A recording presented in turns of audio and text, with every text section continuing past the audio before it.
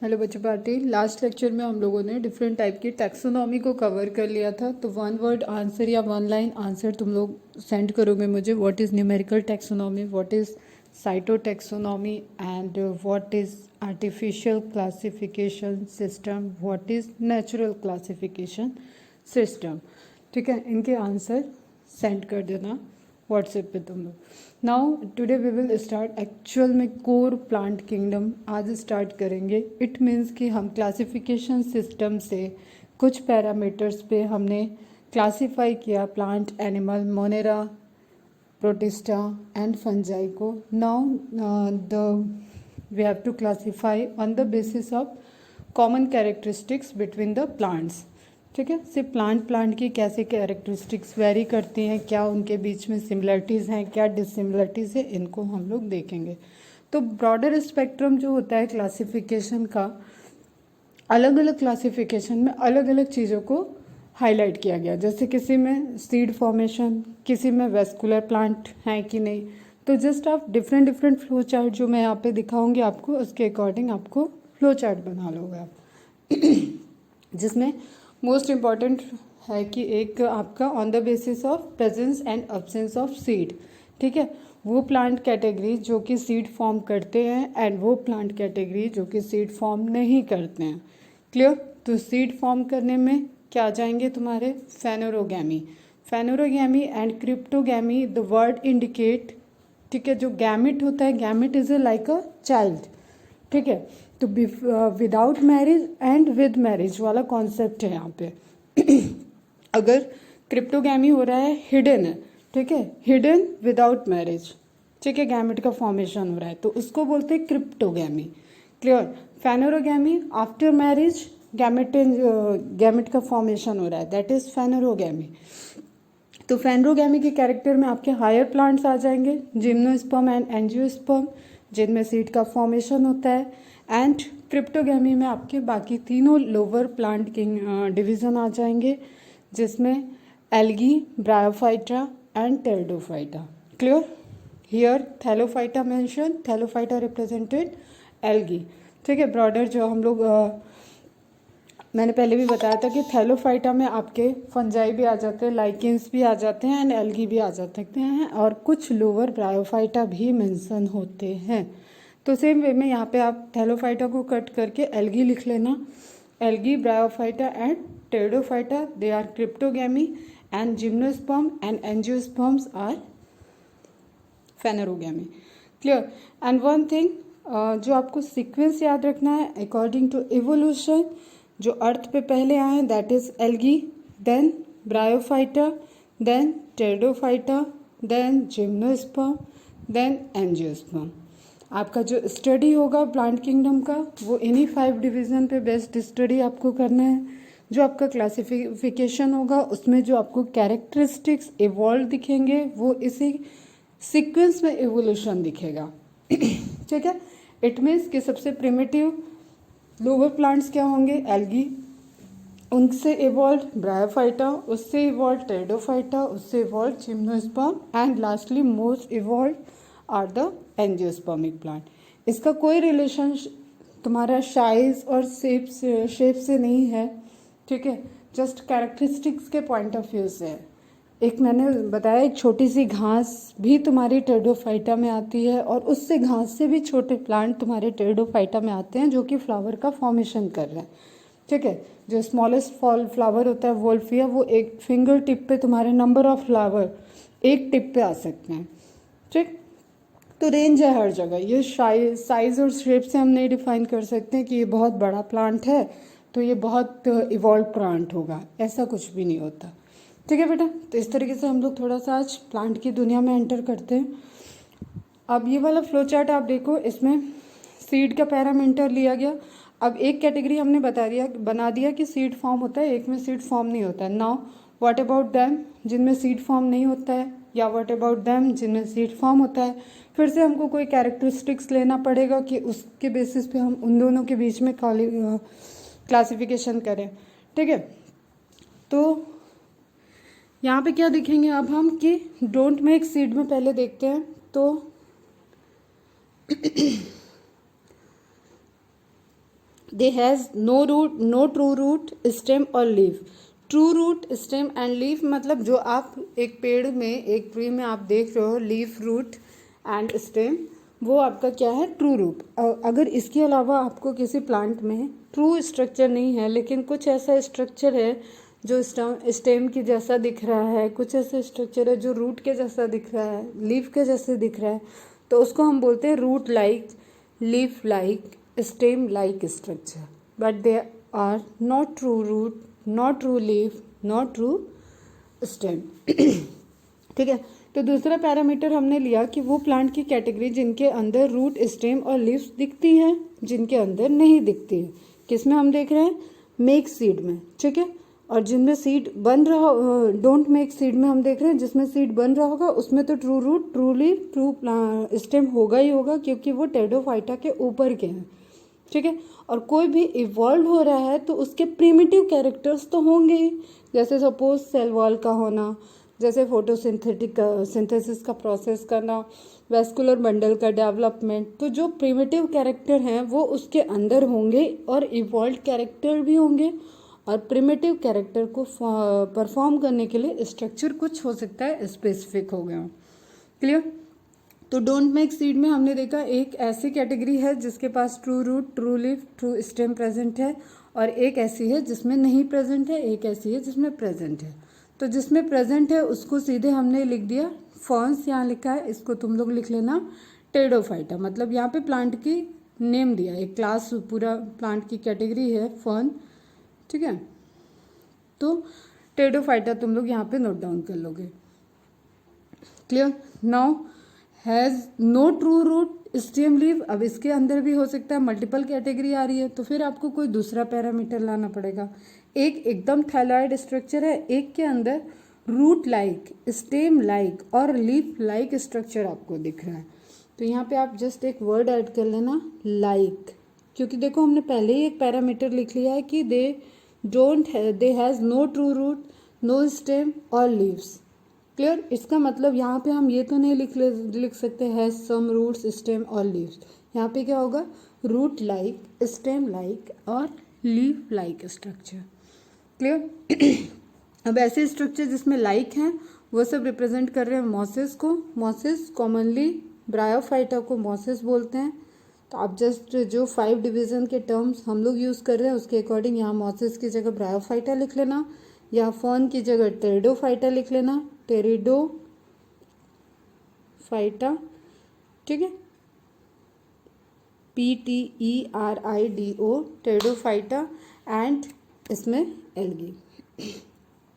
तो algae, moss या bryophyta and pteridophyta आपके किस कैटेगरी में आ गए, जो कि सीड नहीं बना रहे थे। और उन तीनों में डिफ्रेंशिएट करने के लिए सेकंड पैरामीटर हमने लिख गया कि किसके पास ट्रू रूट, ट्रू लीफ और ट्रू स्टेम है, तो टेरिडोफाइटा हमें मिल गया। किसके पास root like, stem like structure है, तो हमें ब्रायोफाइटा मिल गया। किसके पास कोई भी ऐसा स्ट्रक्चर नहीं है, सिर्फ थैलॉइड बॉडी है, वो हमें क्या मिल गई, एल्गी। तो we are talking about here the morphological appearance of plant. Plant की मॉर्फोलॉजी कैसी है। Clear? Now next thing is, यहाँ पे हम देख रहे थे कि मेक सीड। ठीक है, मेक सीड में हमने क्या कैरेक्टरिस्टिक देखा,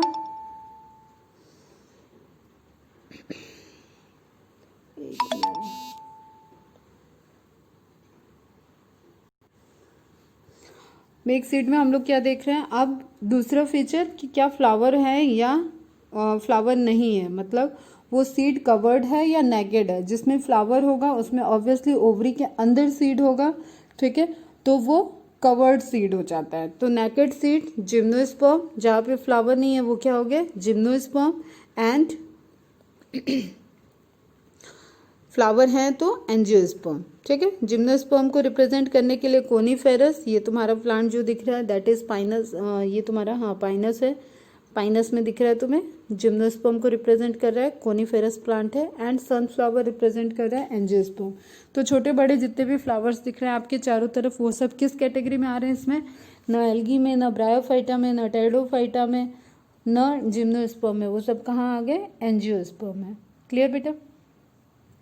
now next, plants. Vascular plant, non vascular. अब प्लांट्स में एक कैरेक्टरिस्टिक होती है ट्रांसलोकेशन एंड वाटर ट्रांसडक्शन, जो पूरी प्रोसेस होती है, minerals transduction, water transduction and food का ट्रांसलोकेशन। इसके लिए उनके पास प्रॉपर स्ट्रक्चर, अब हमारे पास हम लोगों के बॉडी में कैसे ब्लड को सर्कुलेट करने के लिए आर्टरीज और वेन्स हैं, ठीक है। फूड को डाइजेस्ट करने के लिए पूरा प्रॉपर डाइजेस्टिव सिस्टम है, उसमें जब फूड पूरा डाइजेस्ट हो जा रहा है तो उसका एब्जॉर्प्शन हो जाता है, देन एसिमिलेशन होता है।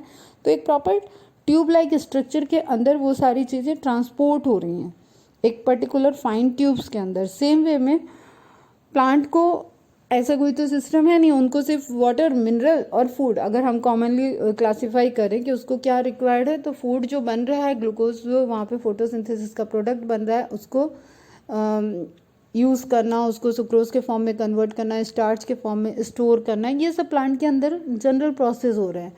एंड जो सॉइल से वो मिनरल्स ले रहा है, वाटर ले रहा है, उसको प्लांट के पूरे पोर्शन में मूव कराना, लीफ तक, टिप तक पूरा ले जाना, ये सब प्लांट फिजियोलॉजी में हम लोग पढ़ेंगे कि कैसे होता है। तो ये सारी चीज़ों के लिए प्रॉपर जो सिस्टम होगा वो डेवलप में क्या हो जाता है, वेस्कुलर बंडल, वेस्कुलर प्लांट में आ जाते हैं, ठीक है। और जो प्रिमिटिव प्लांट्स होंगे उसमें ये सिस्टम नहीं होगा, तो उनको नॉन वेस्कुलर बोलेंगे। और इसके लिए एक टर्म यूज होता है, नोट डाउन, ट्रैकियोफाइटा, ट्रैकियोफाइटा,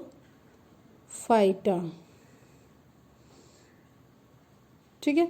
तो वो प्लांट्स जो वेस्कुलर बंडल को, वेस्कुलर प्लांट होते हैं, उनको ट्रैकियोफाइट्स कहते हैं। और जिसमें नहीं होता है उसमें सिंपली ए लगा दो, नॉन नहीं, ए ट्रैकियोफाइट, ठीक है। तो हम जस्ट वन लाइन में एक मेंशन करेंगे, एल्गी पढ़ेंगे तो हम लिखेंगे algae are a tracheophyte, bryophytes are a tracheophyte and pteridophyta are primitive tracheophyte. सबसे पहले वेस्कुलर प्लांट जो आए अर्थ पे वो ट्रैकियोफाइट कौन थे, टेरिडोफाइटा।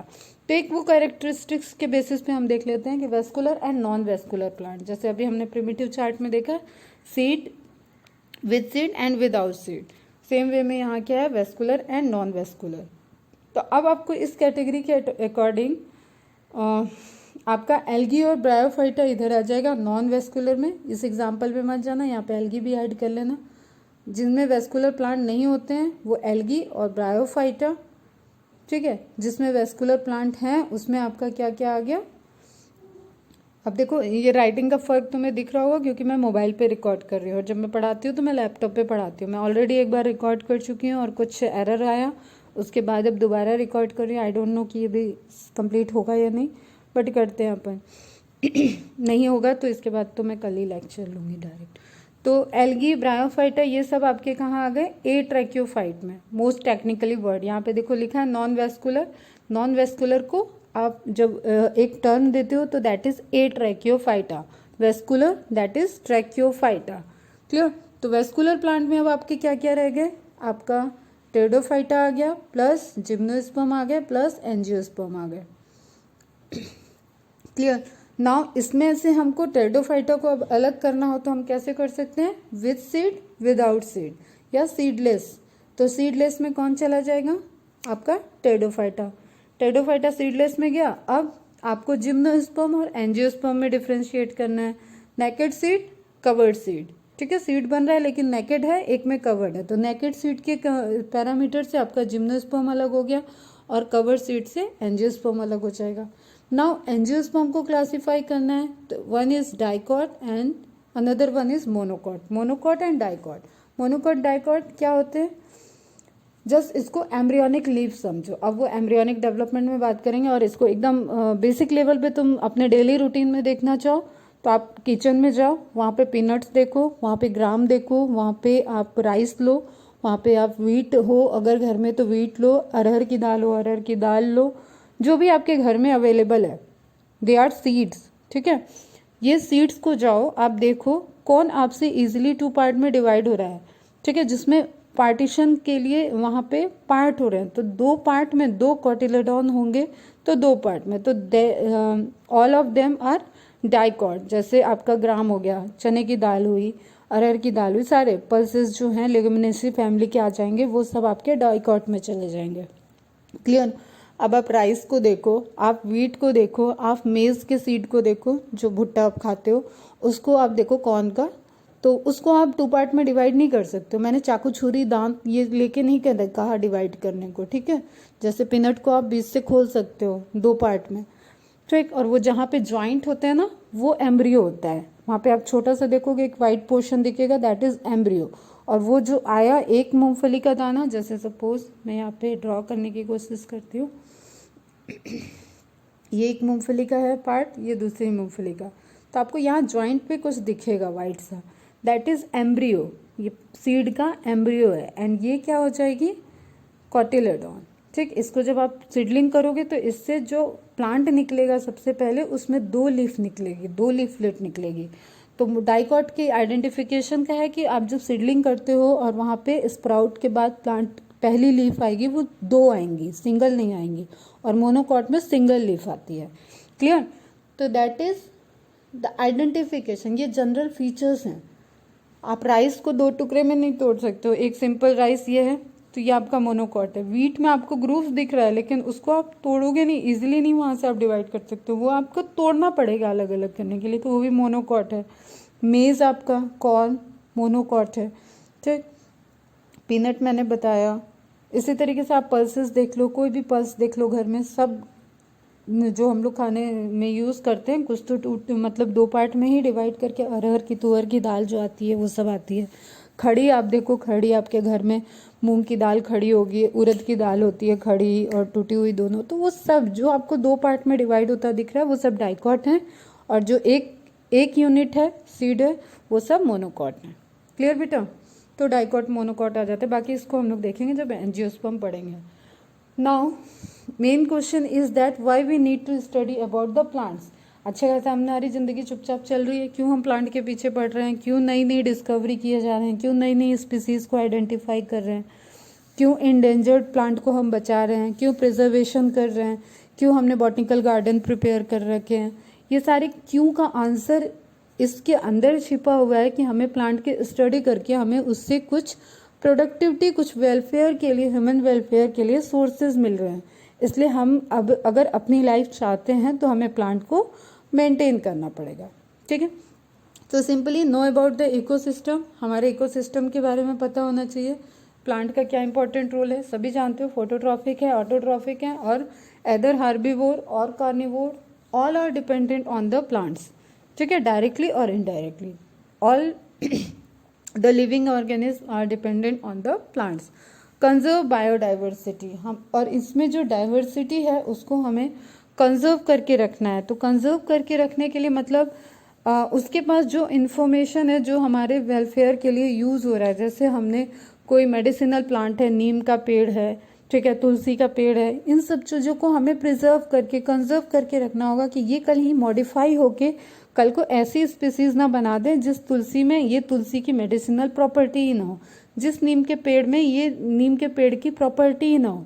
तो हमें इन्वायरमेंट में इतना चेंज नहीं आने देना है। इनके वेलफेयर के लिए हम अपने वेलफेयर के साथ साथ इनके वेलफेयर का भी हमें ध्यान रखना है कि हमें इनसे जो ये हमारे लिए, देखो ऑक्सीजन तो विदाउट प्लांट पॉसिबल ही नहीं है, तो इंसान एक ऑक्सीजन के लिए भी अगर प्लांट लगाए तो भी बड़ी बात है, उससे भी नहीं ह्यूमन वेलफेयर का हो रहा है। तो हम डिफरेंट सोर्सेज, फूड में, एडिबल पोर्शन में, ड्रग्स में, ठीक है, फिर हम सेंट वगैरह, परफ्यूम वगैरह जो बनाते हैं वहाँ पे अलग अलग तरीके से जो हम लोग डाइज यूज़ करते हैं, कलर यूज़ करते हैं, नेचुरल बात करें तो उन सब में कहीं ना कहीं प्लांट इन्वॉल्व है।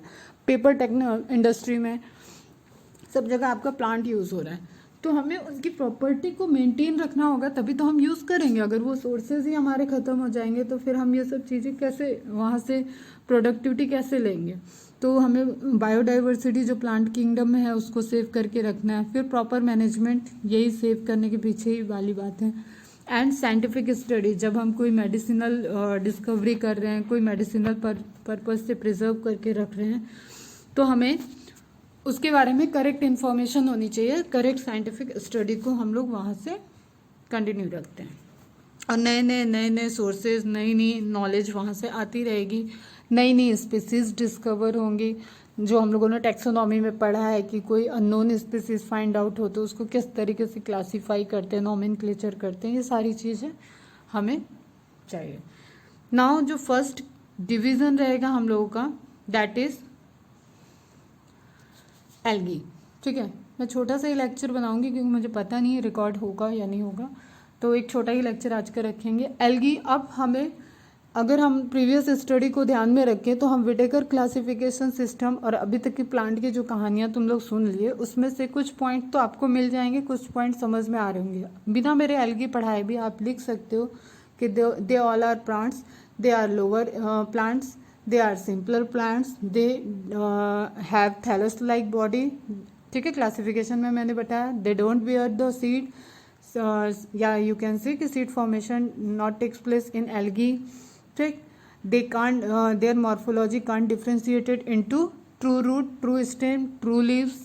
क्लियर, ये properties eukaryotic, multi cellular, having cell walls, cellulosic component present in cell wall, they are multicellular eukaryotic, it means develop nucleus, chloroplast bearing body.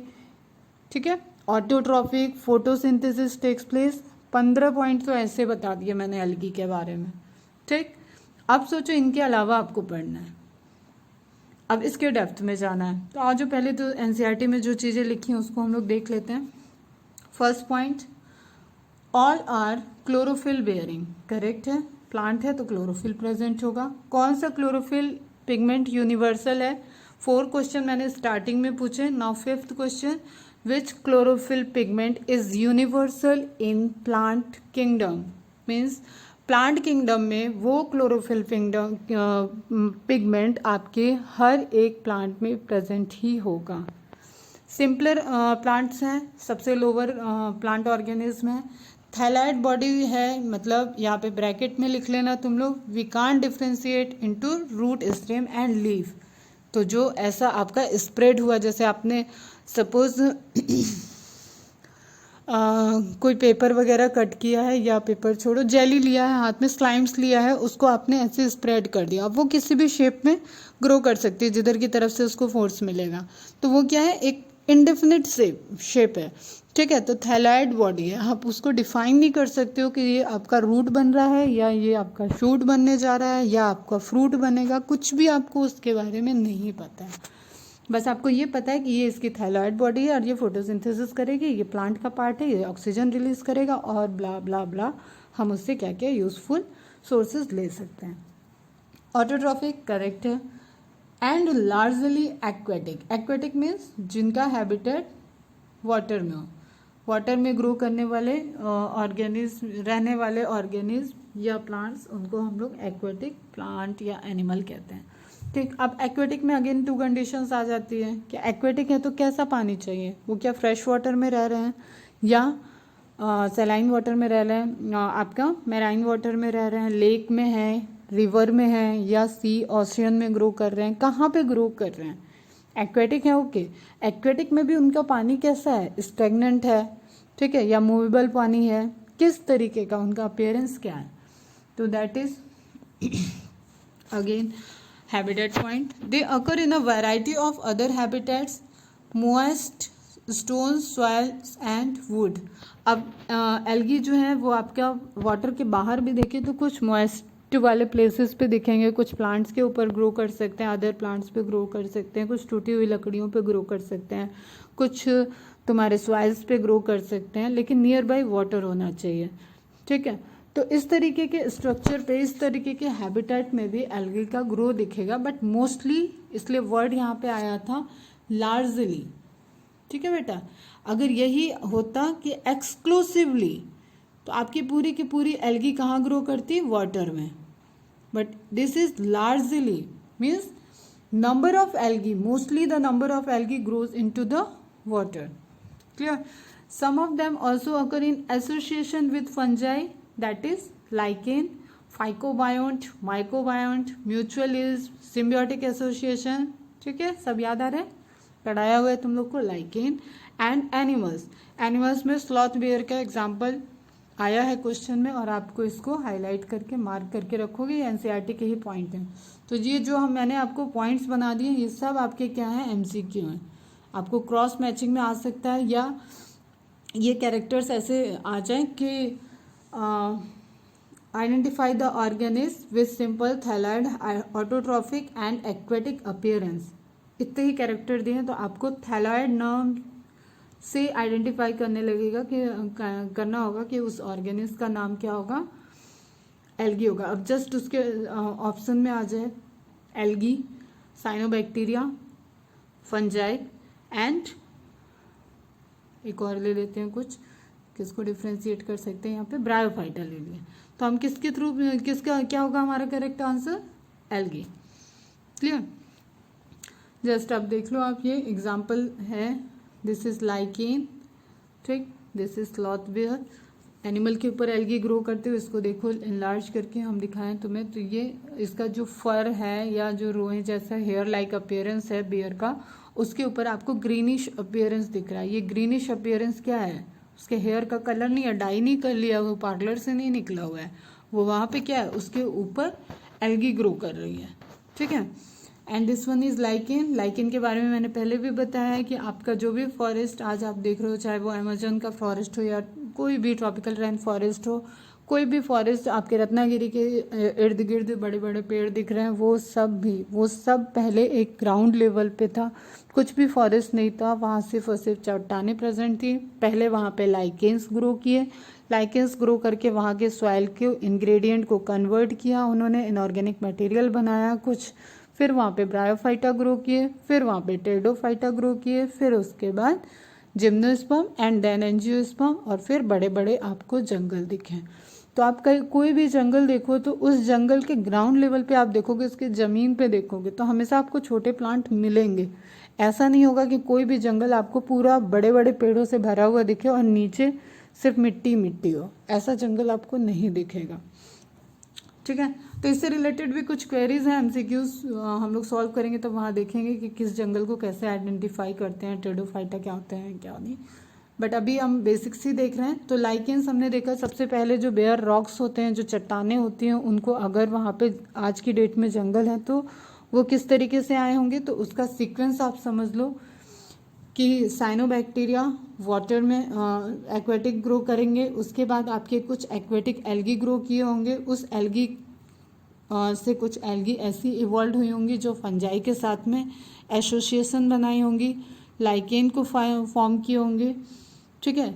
और ये एल्गी फंजाई एसोसिएशन से लाइकेन बना। Lichen इस rock के जो chemicals हैं उनको degrade किया, डिग्रेड करके उसको सॉइल में कन्वर्ट किया, फिर वो सॉइल से आपके ब्रायोफाइटा ग्रो किए, ठीक, ब्रायोफाइटा ग्रो किए, और ब्रायोफाइटा में कुछ इवॉल्व हुए, true stem, true root, true leaves form हुए तो आपके टेरिडोफाइटा बने।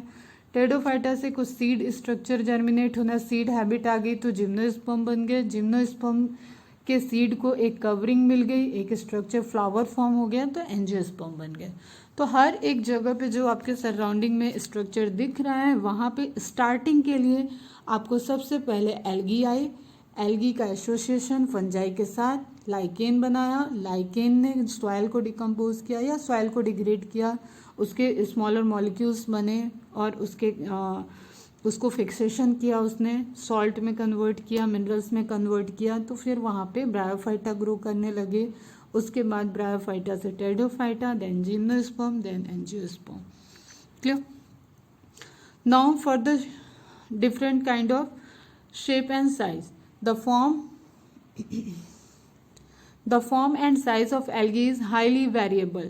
साइज, शेप, ये सब बहुत ज़्यादा वेरी करते हैं। मैंने पहले ही मेंशन किया, आप एल्गी की साइज से या शेप से नहीं कह सकते हो कि इतनी बड़ी एल्गी तो इसको टेरिडोफाइटा में क्यों नहीं रख दिया, नहीं, उसके साइज और शेप के अकॉर्डिंग उसको क्लासीफाई नहीं किया गया। उसके इंटरनल कैरेक्टरिस्टिक्स, उसका परफॉर्मेंस, उसका जो रिप्रोडक्शन का प्रोसेस है, उसका जो कंट्रीब्यूशन है हमारे इकोसिस्टम में, उसके अकॉर्डिंग उसको क्लासीफाई किया गया। क्लियर बेटा। तो there is large range of variety in the size and shape of the algae, they can be a unicellular. Now the next question, write down name of the algae, name of the algae you studied in Monera and Protista. Monera and protista में आपको मैंने जो algae पढ़ाई हैं उनके name मुझे send करोगे. Clear? Name of the algae which studied except from the plant kingdom. Plant kingdom के बाहर जो भी आपने एल्गी स्टडी की है उनके नेम मुझे सेंड करोगे. तो यूनिसेलुलर कॉलोनियल एल्गी, ठीक, that is Volvox. Unicellular single cellular algae कभी नहीं होती वॉल्वॉक्स, ये हमेशा कॉलोनी में ग्रो करती है. यूनिसेलुलर सिंगल सेल, तो उसमें मोस्ट कॉमनली पूछा जाने वाला है क्लेमाइडोमोनास. ठीक है, क्लेमाइडोमोनास फ्लैजेलेटेड एल्गी है, सिंगल सेल स्ट्रक्चर है. Clear? And the filamentous forms like Ulothrix and spirogyra. बेटा आपके एग्जांपल्स बहुत इंपॉर्टेंट है इस चैप्टर में, तो एक डायरेक्ट एमसीक्यू होते हैं ये सब. आपको मैच द कॉलम में आ सकती है, प्रॉपर्टी लिखी हो और नेम आपको मैच करना हो. तो यूलोथ्रिक्स और स्पायरोगैरा बहुत रिपीटेडली पूछा जाने वाला, मार्क कर लेना इसको, एनसीईआरटी में क्वेश्चन है फिलामेंटस के लिए. A few of the marine form such as kelp form massive plant bodies. Kelp पे आते हैं बाद में. ठीक, अब हम यहाँ कुछ फिगर देख लेते हैं. ये जैसे आपको कॉलोनियल फॉर्म दिख रहा है. ठीक, अब इसके अंदर आपको जो छोटे छोटे डॉट दिख रहे हैं ना, they are volvox, unicellular volvox, लेकिन इनका इंडिविजुअल अपीयरेंस नहीं है. ये वॉल्वॉक्स हमेशा कॉलोनी में रहेंगे, तो इनकी एक कॉलोनी, इसको बोलते हैं साइनोबियम. वॉल्वॉक्स जब हम पढ़ाएंगे तब डिटेल में वहाँ लिखवा देंगे, जस्ट सुन लो कि ये डिफरेंट टाइप का अपीयरेंस शो कर रही है. एक यूनिसेलुलर है लेकिन कॉलोनी में रहती है. इसके अंदर ही डॉटर कॉलोनी होती है. वो डॉटर कॉलोनी, ये जैसे सपोज ये पेरेंट कॉलोनी है, इसके अंदर डॉटर कॉलोनी है. डॉटर कॉलोनी पेरेंट कॉलोनी से सेपरेट हुई और वो फिर से अपनी पूरी कॉलोनी बना लेगी. Clear? This is spirogyra. Clear? इस तरीके से आपको डिफरेंट डिफरेंट शेप के दिख रहे हैं एल्गी. और आप ये वाला क्लेमाइडोमोनास है, तो आप वहाँ पे देख सकते हो कि एक वैरायटी है. ठीक, जैसे ये आपका क्लेमाइडोमोनास है, सिंगल सेल है, फ्लैजेलेटेड स्ट्रक्चर है, मतलब ये मोटिलिटी भी शो करेगा.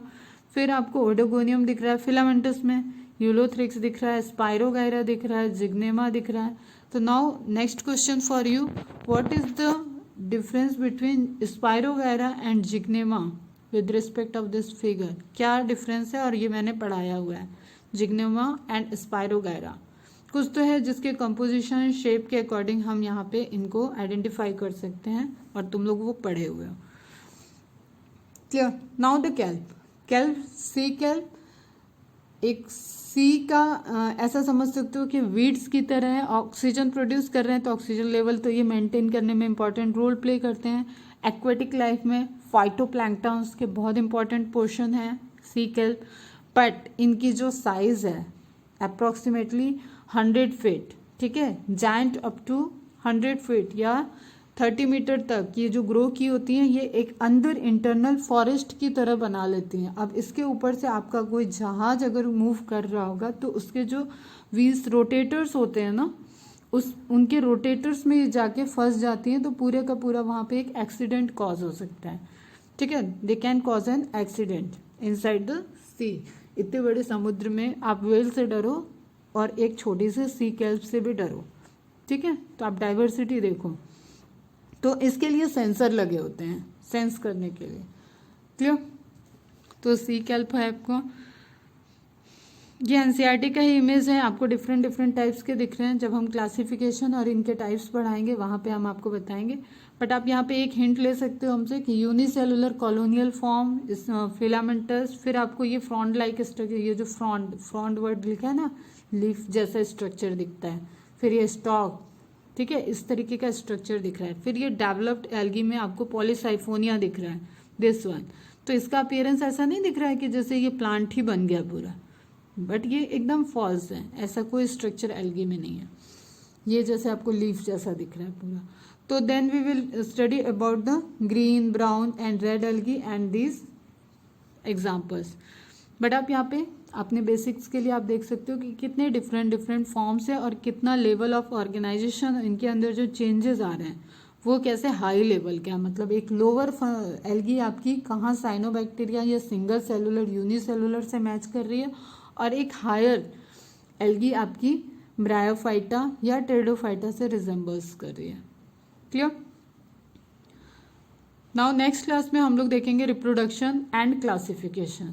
मैंने नोट्स शेयर कर दिए और जो इससे पहले लेक्चर बनाया था उसमें ये सब कवर भी कर दिया था, but I don't know recording, तो हम देख लेते हैं। जस्ट आप यहाँ पे इंट्रोडक्टरी पोर्शन कवर करोगे, जो क्वेश्चन पूछे हैं उसके आंसर करोगे एंड एक बार सारी टर्मिनोलॉजी को देख लोगे, एनसीईआरटी में मार्क कर लोगे। Clear? Bye bye, take care.